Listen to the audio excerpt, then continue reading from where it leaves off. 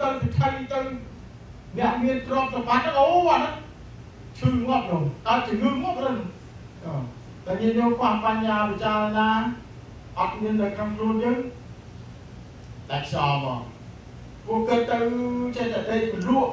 ទទួលទានមិនលក់បាយមិនឆ្ងាញ់ទៅសារលើគេ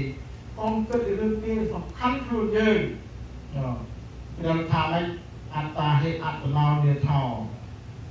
ខ្លួនជាទីពឹងរបស់ខ្លួនយល់ណា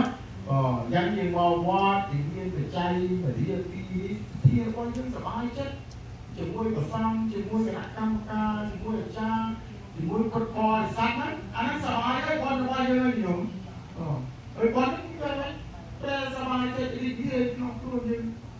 ហើយសូមបើសិនជាយើងមកអត់សប្បាយអាហ្នឹងមកកើតទេនឹងនិយាយពុទ្ធបរិស័ទណាយើងធំមិនវែងតទៀតទេញោមសម្រាប់ខ្លីៗដើម្បីឲ្យញាតិញោមនោះបានជ្រាបសំខាន់ថ្ងៃនេះញាតិញោមទាំងអស់ពុទ្ធបរិស័ទព្រមទាំងគណៈកម្មការចារបស់យើងមានធម៌សាមគ្គីគ្នាញោមណាអត់មានអីក្រៅពីសាមគ្គីគ្នាទេសាមគ្គីគ្នាឈ្នះតែបែកបាក់សាមគ្គីអូចាញ់ឡើយអត់មកហ្នឹងតែបែកបាក់គ្នាហើយឃើញមុខគ្នាក៏បានញោមបាទអាម៉ានិយាយឲ្យចំ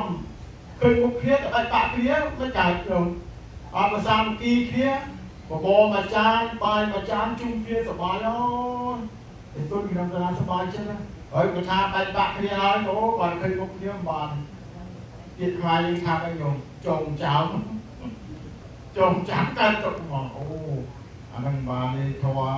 ព្រះថាបាតដូច្នេះញោមពុទ្ធបរិស័ទទាំងអស់ណាអង្គឲ្យយើងនឹងសាមគ្គីគ្នាសាមគ្គីដូចញាតិញោមអញ្ចឹងគ្រូចារ្យការដឹកនាំឲ្យញាតិញោមរក្សាសិលដឹកនាំឲ្យញាតិញោមនោះធ្វើទានដឹកនាំញាតិញោមនោះឲ្យចេះមានបញ្ញាដូចជាក្នុងថ្ងៃហ្នឹងមានពិធីសុទ្ធទានព្រះវស្សាមុនប្រសង់បវរណាប្រសង់ចូលព្រះវស្សាក៏ដើម្បីញាតិញោមហ្នឹងបានធ្វើទានជាមួយប្រសង់ញាតិញោមរយៈពេល3ខែ